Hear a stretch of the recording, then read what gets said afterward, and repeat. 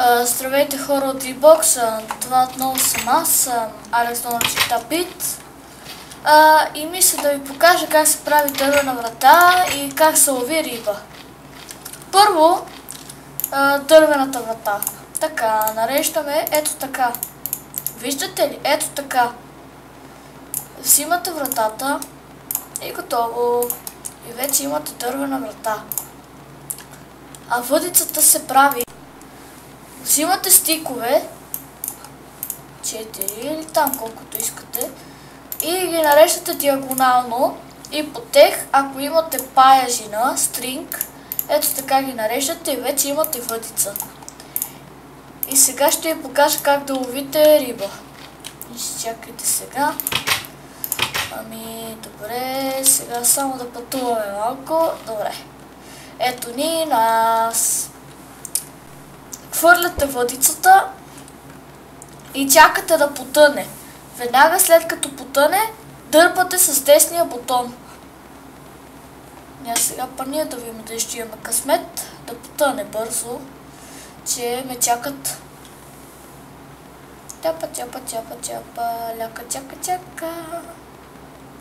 Хайде потъни, малка рибата.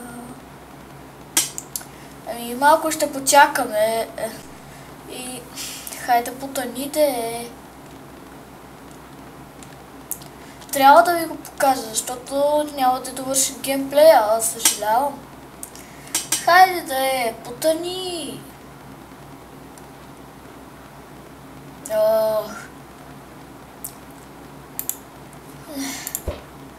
Съжалявам, ще го хвърля отново.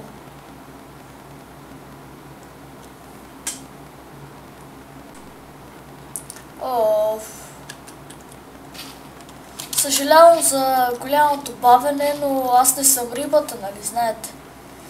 И чакате, докато не потъне.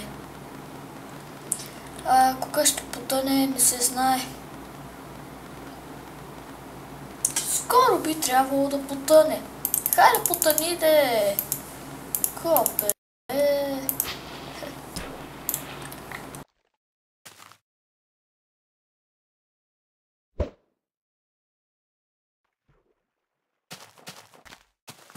Като потъне, бързо, веднага дърпате, ето така дърпате. И ето вече си имам прясна риба.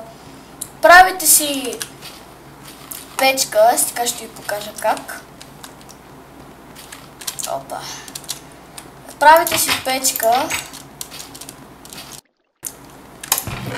Правите си печка, само да взема дърва, в камъните, аз нямам камък. Чакайте малко да накопая камък. Кирка. Добре.